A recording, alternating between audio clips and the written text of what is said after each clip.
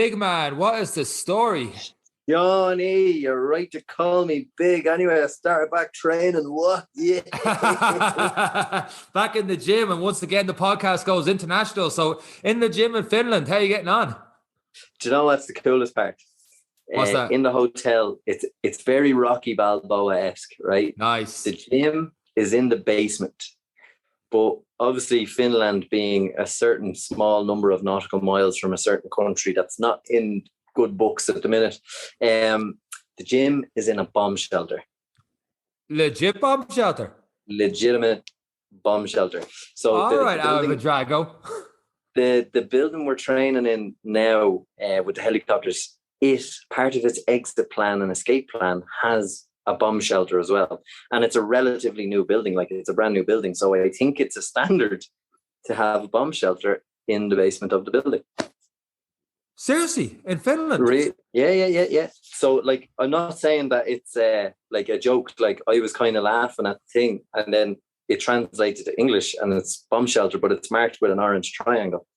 So it has a massive, I'd say it's about 1.5 to 2 foot thick door, steel door, that closes behind you as you go into the gym, and you can see the width of the walls. The walls are super thick. Now, there's 10 stories of a hotel on top of us that if it came down, I wouldn't like to be in the bomb shelter. I'd rather take me chances under a bridge or something. But it's so something must happen in Finland. They'd still be in great shape because we're just in bomb shelters that have fully equipped gyms. Yeah, it would be ripped, and you've water. Just water comes in and all that kind of stuff. Yeah, there's taps and everything in there. So yeah, so I'd be ripped. No food, but like it'd be so much about 3. There'd be a week period where I'd be have lost all my fat and malnutrition. So I'd say I'd look good about week 2. Well, speaking of malnutrition and lack of food in the gym, I was actually just doing a little shop there, and just to put it out there, not being healthy for this weekend, the bank holiday, I was getting some ingredients for making margaritas. But as I was at the checkout there, I saw, now, I have to preface this by saying this was back at least 10 years ago when myself and the big man would train. We get up like early in the morning. We both lived in Maynooth, and do you remember the little biscuit things, the little Velveeta type biscuits? The Velveeta rip-offs. Oh, the rip-offs, I should say, where you get like 6 of them for like €1. It was college living at the time. We got the energy drinks for like 20 cents. So just when you're talking about the gym and stuff there, and just me seeing the Velveeta biscuits there around 15 minutes ago, just took me a throwback there. And like sometimes I get questions at work about like what should you eat before the gym, or should you eat it all, or depending what time they're in, there's always different answers to that. And my answers always depends, and I go through different narratives with them. I'm like, how do you know not to eat something, or do I have to eat something? And I was like, well, Jesus, Sean, 10 years ago I was just about qualified, but still, I was just, I was very broke. Like, it was just rubbing leather together in my wallet more so than anything else. My nutrition before going to the gym was those Velveeta biscuits and the energy drink in that little Clio car of yours on the way in. We've come a long way since. I wouldn't mind. We were in great shape. Yeah. I think that comes back to the good food, bad food. I've never thought of this before, but that's really we were like, not to brag, but we were probably, in terms of my 20s, my best shape I was in my 20s was at that time. And my food choices was horrible, including that for breakfast. But it went down to calories in, calories out. And it wasn't my choice to have so many little calories coming in at that time. But I was getting a lot of training and stuff in as well. Yeah, and I think the can of energy drink was 29 cents. It's nasty stuff. It was beautiful. And it used to come in big bottles of Boost as well. If we were feeling really good, we'd get a few days out of it. Boost is what it was called, yeah. And then you'd have it going to the gym on a Thursday morning, and then it'd be your mixer then on Thursday night. Multitasking.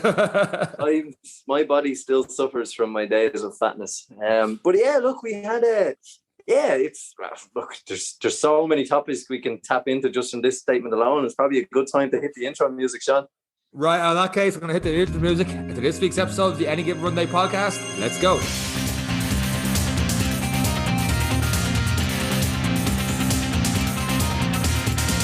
Big man, because you're the one on tour and you're on vacation and stuff, I'm going to let you pick the avenue, and you're the nutrition guy. That they've heard me talk too much last week with my eyes and all the rest. So you pick the avenue of nutrition we're going down here, and I'm going to try and keep up with you.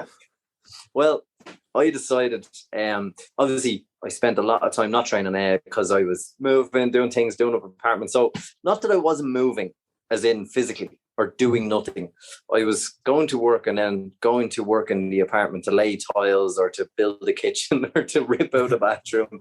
And then I'd leave there at 10, 11 o'clock, having not eaten since lunchtime, and then getting something on the way home. So I was living the ultimate nutritional nightmare, I suppose, in terms of what I was doing. But everyone knows that feeling, especially when you're tired. If I was to have a big feed at 7:30 in the midst of what I was doing, you can forget about me finishing it at 8:30. It's time for shower and bed at that stage. So it was a case of pig-headedness to get work done, because I knew I was coming away here and I didn't want to leave all that work to come home. So this was the start of the clean slate. So but unfortunately, that was me in an extreme circumstance pushing the stuff. But a lot of people are living that kind of life.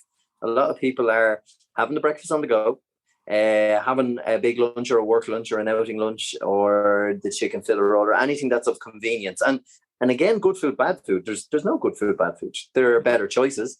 And then by the time they get through the rush in the evening, they're probably running out to training, probably grabbing something to just eat. They're feeling hungry in the gym.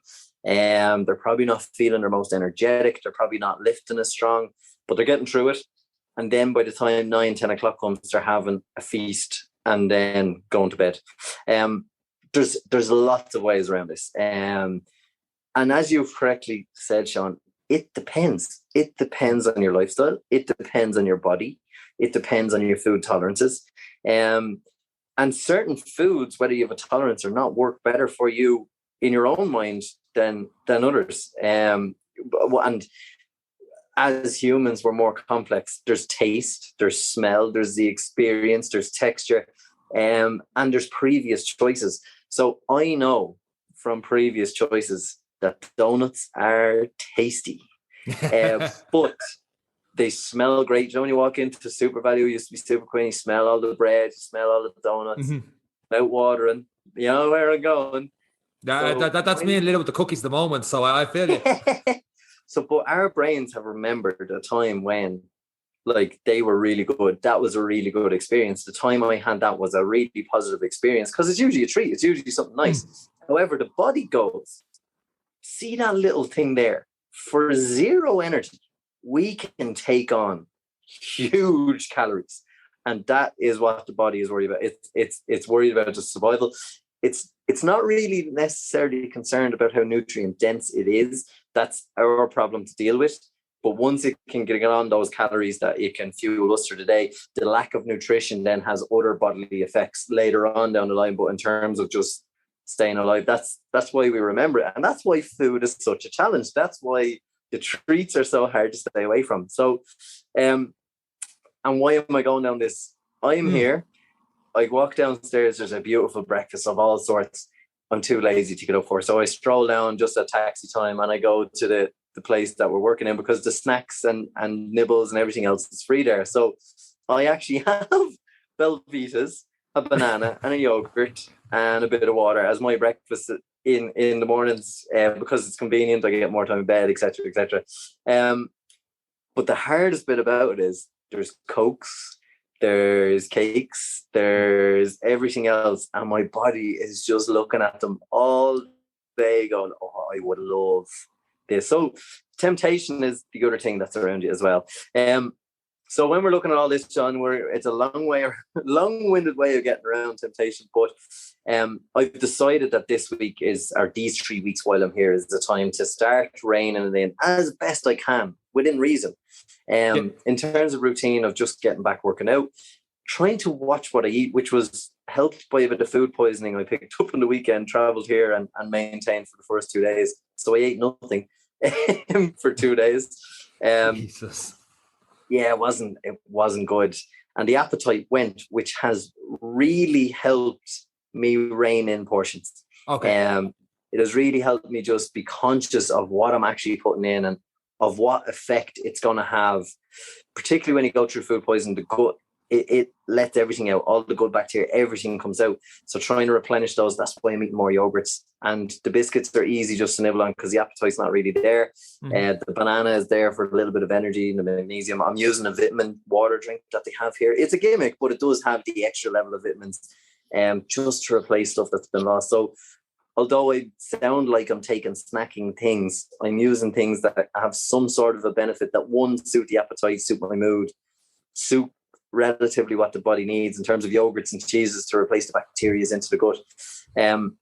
What to eat, when to eat, there's so much to do. But yeah, I'm going into tangents, so I'm going to rein it in there and say that there are many ways to do things. I'm going to probably will back and forth about what I think is probably, or what you think is the best way to do it. But I suppose before we get into it, it was a little bit of a backstory to all the stuff that's gone through, literally ran through me for the last couple of days. Graphic, I know, but you know, you won't always have the perfect day. You won't always have the perfect time. You won't always have convenience. And it's how you manage it and how you understand how the body reacts. And that's what we're probably going to touch into today. This podcast, it's probably going to be a little bit late for this question, but I'll drop anyway for the next one. So we're talking on a Friday evening heading into the bank holiday weekend. And on the bank holiday weekend, they're saying it's going to be scorching, not a scorching. We don't know what the weather's going to be like because no one knows. No matter you look at the weather report or not, it's going to change.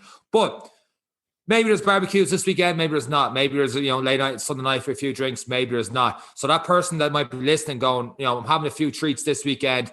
What if they were a client of yours and you're like, hey, have your few treats, enjoy yourself. What would you say to them about setting themselves up towards that and then the effects afterwards about getting back on track? Yeah, and it's probably the best way to start because that's how most people set themselves up. I know people who go for, I'm having a big weekend this weekend. I'm going to eat nothing this week. And on paper, calories in, calories out. Yeah, it makes sense. It 100% does. However, you have to be careful of what you put your body through. Because if you decide, I'm going on a bender, we're going to have a dirty curry and a barbecue, I'm going to drink 20 pints. Now we're up to 6,000 calories. So yeah, average that at 2,000 a day. We're up to 6,000. So you have 4,000 then to spread onto Saturday, Monday. And what do you do? So you're going to say, right, I'm going to eat 400 calories every day, Monday to Friday. And pretty much essentially starve yourself. And some people are doing this, unfortunately. Again, it depends on the person. It depends on the body. Some people can get away with it, some people can't. Particularly with myself, what I notice is if you go through a series of days of an extreme calorific deficit, the next time the body gets the energy it requires, it is more likely to store it as fat. Okay. So although you think you're doing well, you are actually encouraging the body instead of a transition, because especially, unfortunately, it's always people who are trying to lose weight that are not happy with their body shape, that are going through one extreme to the other. And we're encouraging the body to store that fat. Whereas if we ate a little bit more regularly and exercised, but you could balance the books a little bit better.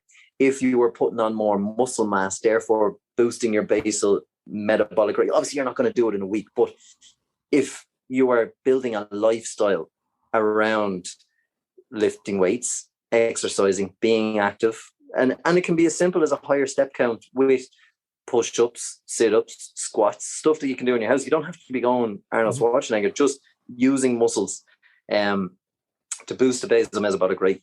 You want to try and encourage the body to burn fat with a calorific deficit if you're trying to get into a weekend where you know it's going to be a little bit bingey. One day of a binge is not going to punish you. It's not going to do the damage. Where I try and tell my clients, and it's expected, like a lot of my clients, when we had Ireland Rugby Six Nations, some of them would be out drinking 30 pints and they still lost weight because the next day they were conscious of what alcohol did to them. They were conscious of how it dehydrated, how alcohol suppressed the signals for water and made you think you were hungry. So it can confuse that thirst versus hunger, and that's why we all crave the grease and the everything else, because you're actually dehydrated. So if you actually lead with water before you make any food choices, you might actually make better choices on the night.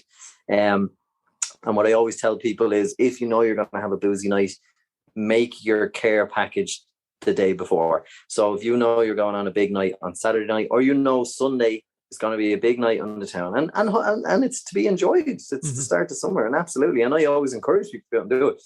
But on Saturday evening, I would make a curry, and I'd make 4 portions. I'd make two that me and her can eat on the Saturday night, and it'd be a nice curry, but it'd be dense in vegetables. We'll have good rices, plenty of proteins.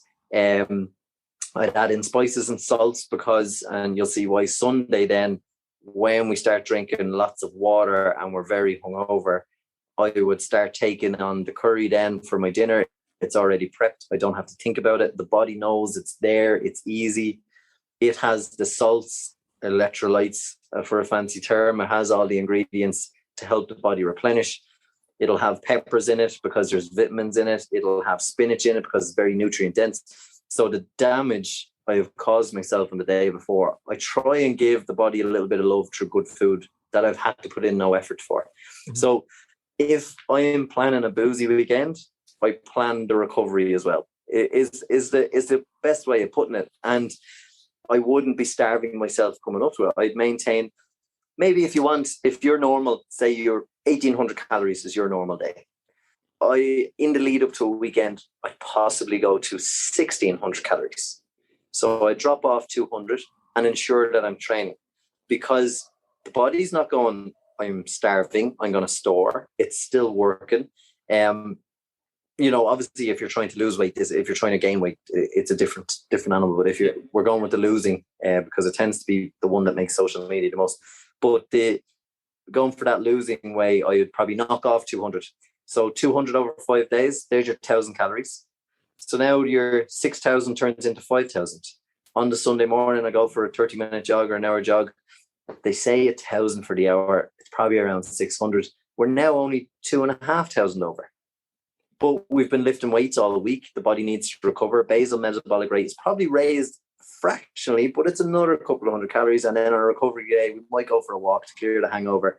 And we have our 1,600 calories or whatever it is the next day of good, nutritious food. You're probably still not that bad over. And you're into your next week. So I hope that kind of describes the picture of what I would do in a training phase coming up to a weekend. Hopefully it makes a bit of sense. Yeah, it makes perfect sense to me. Just because you've touched on this term a few times, just for people listening, basic metabolic rate, you talk about raising it. So you'd have some people say, no, I can't do that. I've got a slow metabolism. This is why this doesn't work. What would you say to those people that they're convinced they have a slow metabolism? I will say they're probably right for them. Okay. Because the reason I say it is people will feel the way they feel about things. And if they're feeling that's the way it is, that they're going to constantly be at that. However, you may think you have a slow metabolism, but I can say you can speed it up that fraction for you, because everything is based off their own control, their own level, their own base feeling of themselves. So muscle mass, the more muscle mass you have in your body, the more calories you need to burn to move, to get around, to do everything, as opposed to fat mass. Mm-hmm. Fat mass just adds weight, yes. So yes, we do have to work hard to move that weight around, but muscle is hungry, is the best way to describe it. So if you can create more hungry mass on your body, your basal metabolic rate or your metabolism will have to increase to feed the hungry muscles. It is probably the best way I can put it. So and I know myself, because the time I always look back at photographs. 2020, I was into doing the triathlons again, and I got very fit, and I was eating 3,000 calories a day, but I was still carrying a lot of fat and stuff, because I was still out drinking, I was still out training, but I wasn't lifting weights. I wasn't doing anything. I was very lean. I was not carrying a lot of muscle in the legs, which kept me honest, but very lean in the chest, very lean in the arms, very lean everywhere else. But by building more lean muscle, I'm not saying being huge, because huge is not where I want to be, but by building more lean muscle means that by just being my best self with lean muscle, I will, and keep eating the exact same, the more lean muscle I build, and if I ate the exact same, essentially the more body fat I'm going to lose over a period of time, because my muscle mass will be increased, therefore more hungry parts of my body burn more calories. So again, the calorific deficit is increasing the more I work out, even if I eat the exact same every day. It's not astronomical, but it is a difference. So Mine at the minute, Sean, is probably 2.7, and I know I'm 6'4", and I know I have less muscle mass than you. What's yours at the minute? I've seen it on the in-body. I'm 5'11", 6, well, just under 6. I'm around 80 kilo with 42, 43 of that. 43, just under 43 being muscle mass. I think, I wish I had it in front of me now. I think it's around 2,800 calories I burn a day according to the in-body. I thought it was 3 from the one I saw. Maybe I can't remember exactly what it was. I must look that up. I might even post with the thing if we're talking about this. But given it was near the I remember it being nearly 3,000 calories. Yeah, and we're talking about 4-5 inches in height. I'm 90 kilos. You're 80. There's 10 kilos in the difference, and you have 200 more calories thereabouts to eat just to function on a day. Yeah, and that's not to put on weight. And 2,700 calories is an astronomical amount of food. It's easy to hit if you go to McDonald's, but if you're eating clean, it's a huge amount of food. But if I was to take on a 16-week marathon plan with weight program, by the end of that, I would probably surpass your calorific deficit, the more muscle mass I put on, etc., which will kind of lead to the fact that, yes, in fact, muscle mass is improving that metabolism. So although I do sympathize with people who do it, because yes, to you it's a slow metabolism, it's your feeling of, I eat something and I'm watching Sean, you eating plates of food, and I eat half a chicken wing and I'm bloated and I feel crap. But if I look back don't look at your last week, look back at your last 6 months. Have I under-eaten for long periods of time? Have I left myself short on food and calories that my body decides I'm going to store food because he hasn't trained me to be comfortable? Yeah, exactly. Yeah. So, and that's why as we get into endurance training, you're teaching your body to use body fat, but it only works if you're taking on the appropriate calories to do that. Because if you don't, and you train and I've done this so many times, I undereat because I'm going to lose 10 kilos in 5 days. And then 3 weeks later, when I stop training, it's just back. So yeah, unfortunately, everyone wants to be fit today. I'm the same. I'm doughy at the minute, and the pouch is there, but I know in 6 weeks it'll be gone. But I want it today, and unfortunately, I think that's a lot of people's problem. When people decide they want to change, they would like to see that change today, but unfortunately, you just kind of have to trust in your own process and see the little differences in yourselves and feel that you're able to eat a lot more food. And maybe, if you feel like your metabolism is slow, maybe you need to look at the food you're eating to realize that if you ate a little bit more foods, maybe a little bit more proteins and fats and slightly less carbs because they digest quicker, you might feel a little less bloated. So there's plenty of ways around it, but it's very individual. And I do sympathize with them, and I will agree with them that yes, for you might feel your metabolism is slow, but it is a you problem that if you looked at your snapshot of your last 6 months, you could definitely find ways that you could improve your metabolism for you to feel like it is good for you.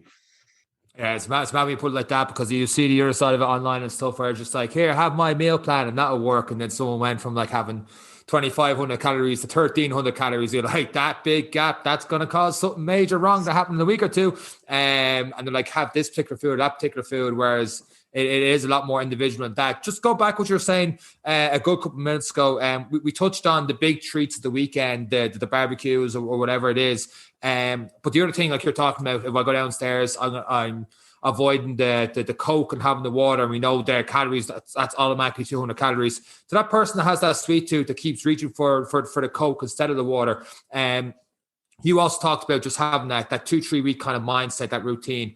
Would you be coaching more that mindset routine of, here, you just have to try and avoid that Coke for those 2-3 weeks, or you have to have a Coke Zero for 2-3 weeks and wean yourself off, or what do you say to that person? Or have you dealt with people, not naming names or anything like that, but people that have had that sweet tooth and trying to pull them back a bit in terms of just having extra calories and they want to lose weight?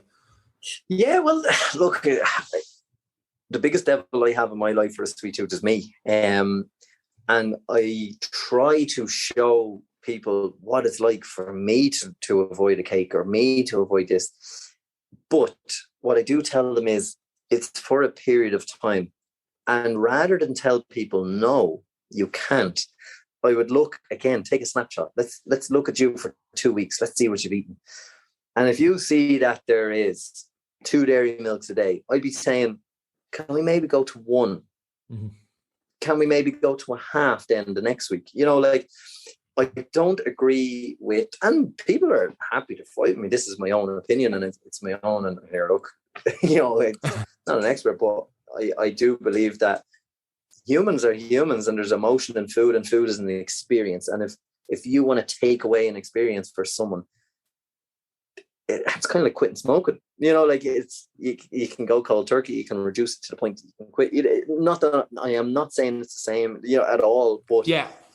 When there's emotion involved with it, when people get stressed, they feel like they need to smoke. For me, when I'm happy, I eat. When I'm sad, I eat. When I don't know, well, I'll just eat because I'm bored. You know, like, and food is an emotion thing for me. So I would be looking to reduce initially. If you have a full fat Coke every day, I would tell you, don't get rid of Coke, but let's go for the calorie ones. And then other people are going to come out and go, aspartame. And I'll be like, yeah, belly fat leads to cancer as well. So, you know, like it's, you know, like there's studies on everything. And to be honest, if you're making a choice on what you like, because you've one life. So if you like a Coke, and I do, I like a fizzy drink because I don't drink tea or coffee socially. I will have a cup of tea so as I can dip biscuits into it. And that is the sole purpose of the cup of tea. But when I go, because coffee is a social event now, coffee is a thing now that you spend a fortune on every day to just go and drink with people and talk and try not to buy the cakes. But for me, it's when I go for a coffee, I will get a soft drink, but I will go calorie free because it will give me the same experience. I won't feel left out, yet I've saved myself those calories that if it was the sugar full as opposed to the sugar free option, we're looking at 200 calories a day. And you add that up over, that's 1,400 calories a week. If we switch that to a 0 every day, there's 1,400 calories back to you, back to your metabolism, back to your good feeling, back to things speeding up for you.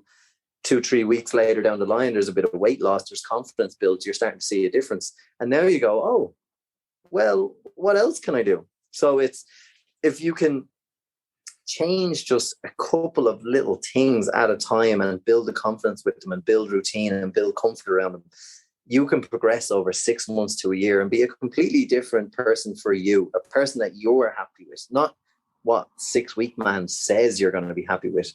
So yeah, it's, for me, it's little changes like that. That would be my advice. Take it in small steps and supplement your exercise as well with it. And each week you're taking something off, and it's not about taking something off. It might be just supplementing with different, or you might not be eating enough protein, and you might have to eat 3 more chicken fillets a day, you know, and you're finding yourself really full. So you're not really going for that snack in the evening. So it's, and then you're building muscle, and you can see how the cycle of positivity starts to work from just small changes. And that's my approach to it. That would be my kind of understanding on how you should approach your habits. And everything is a habit, everything is a feeling, everything is the food experience, I suppose.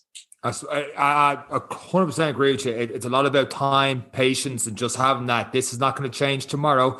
Just making the small changes, and over time, you're getting that big payoff. I suppose just to go full circle on this, when we started this conversation after the intro music, you described that person doing the 9 to 5 and going to work after work, getting the food along the way or whatever it was, and then the big meal at 9-10 o'clock at night after getting a workout, if they did get a workout in.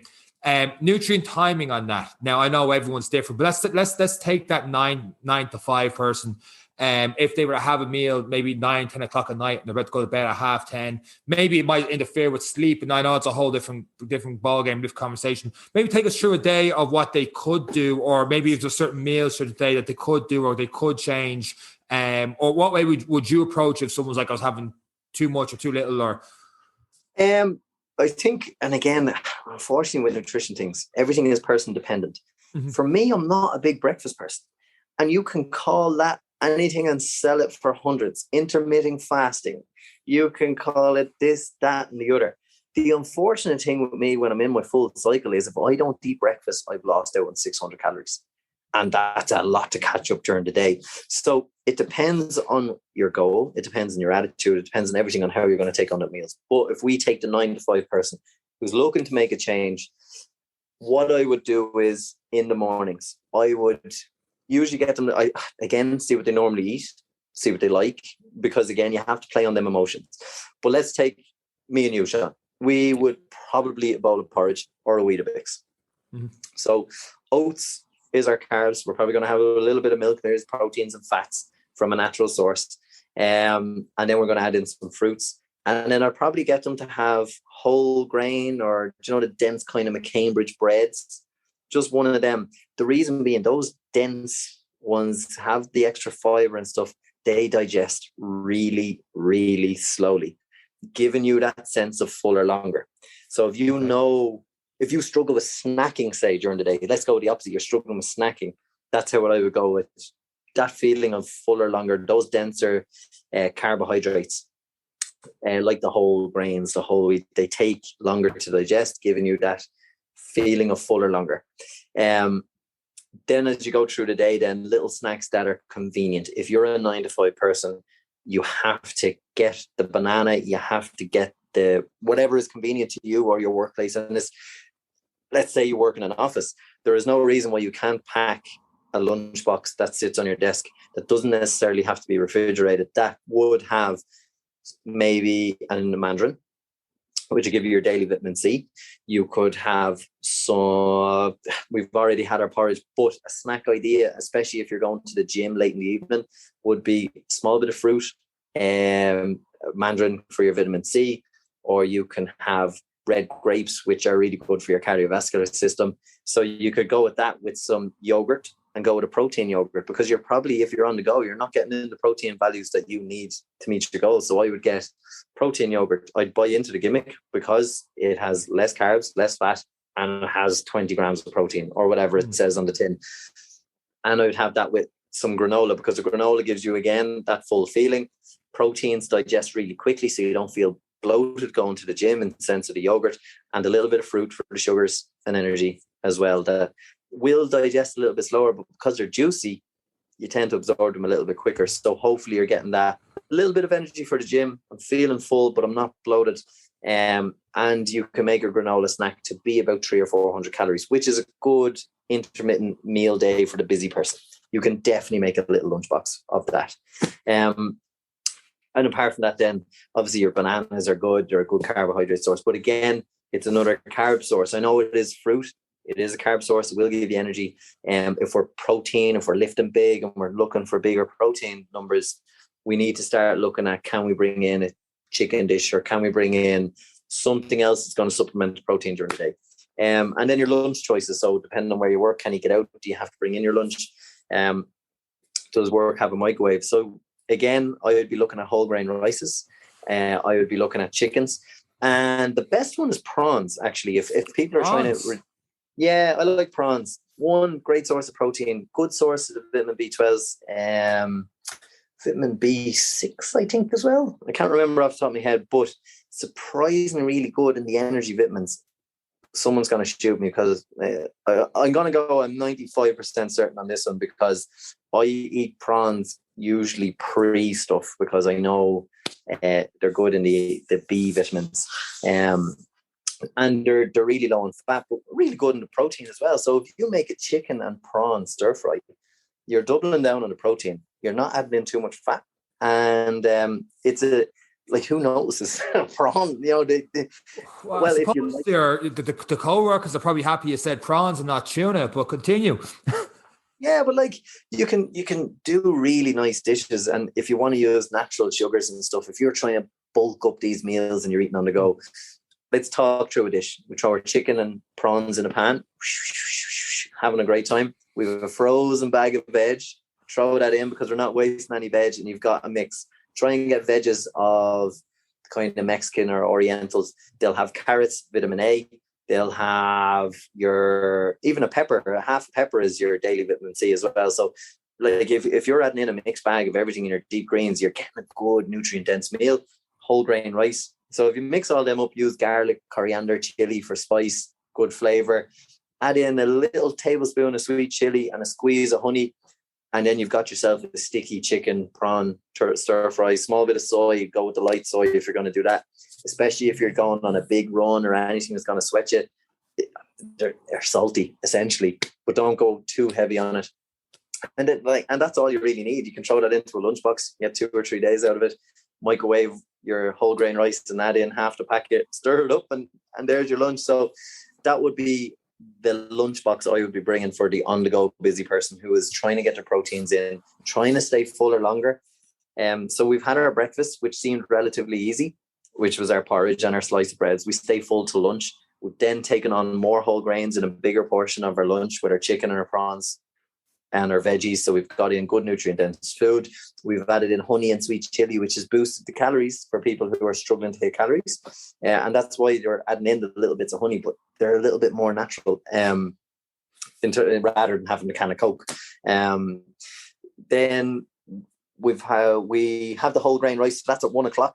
We're planning on being in the gym for 6, but we've had a big portion of whole grain rice or a healthy portion of whole grain rice. We're fuller till 6, but we don't want to be too hungry going to the gym. And that's where the granola, yogurt, a little bit of fruit comes in. And then we're at 6, 7 o'clock. You have probably taken on enough calories that if you're that busy person and you don't get to eat, you'll probably be okay with a little snack in the evening. You don't have to have that big meal. Or you can just have your simple salad that's late in the evening.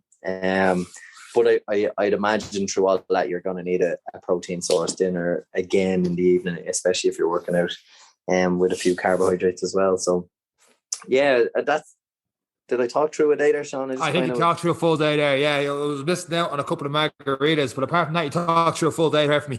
Yeah, but it's trying to understand the concept of what takes longer to digest, what keeps you feeling full longer, especially those who are struggling with overeating. Go whole grain, it'll stop that snacking.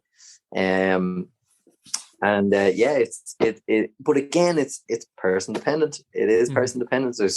I'll eat 6 slices of that bread and I'll be tucking into something else at 11 o'clock. So, it is person dependent, but in theory, that is what should happen. Yeah, I think you're after throwing a ton of knowledge on people throughout this episode of the podcast. So with that said, we're going to wrap it up right there. Any final words you want to add on apart from that? I suppose when it comes to your nutrition, it is you. It is as good as your phone. It's as good as your Instagram account. Fortunately, it's not as public. But it is something you have to have a look back on yourself and think, am I the drama? Am I the problem? Is this something I can change? Is it something I want to change? Mm-hmm. Is it something I'm willing to change? Because if you can't answer the wants and willings and which changes you are trying to make, we go through 3 W's. If you're not willing to answer those questions honestly, then there is no point. Mm-hmm. Because you will do it for a week and you will do fantastic for a week. And then the weekend come and you'll be like, I'll start next Monday. Or the work day will come up, I'll start next Monday. But if you are wanting to make a change for yourself, you are willing to go through a period of change for yourself to come out the other side. And you've said pretty much a when and how you're going to do it, then you have a fantastic chance. But just take your time with it. I kind of have to keep reminding myself as well that my brain's telling me if I don't eat for the week, I'll look great when I come home. But I know I need to hit 2,000 calories every day. It's at least. So what I'm doing is making sure that I'm hitting that in the most nutrient dense that I can away from home. And doing a little bit of exercise to start getting the body moving again and start building the muscles again. So yeah, just find out if you want to change, and if you want to make a change, then absolutely go for it. But don't be drastic. Just, it's a lifestyle. It's you. You're just tweaking you to be what you want you to be. And that's it. And when you're ready to do that, then there's so many ways to do it that aren't extreme, that are actually enjoyable, and that you can have a beer on the weekend and not feel bad about it. Then that's life. That you should aim to live a life that you like. Unreal. With that said, guys, going to wrap up this episode of the podcast. Eric, thank you very much for all those knowledge bombs you threw on this week's episode of the Any Given Run Day podcast. Enjoy that bomb bunker you got over there in the gym over the next couple of weeks, and we'll see you back over in Ireland in a few weeks' time. Those of you that listen, you've done it already. Congrats to those of you that have done the Women's Mini Marathon over the weekend. Hope the rest of you enjoyed your bank holiday weekend. And that is it for myself and Eric. Take care. Bye.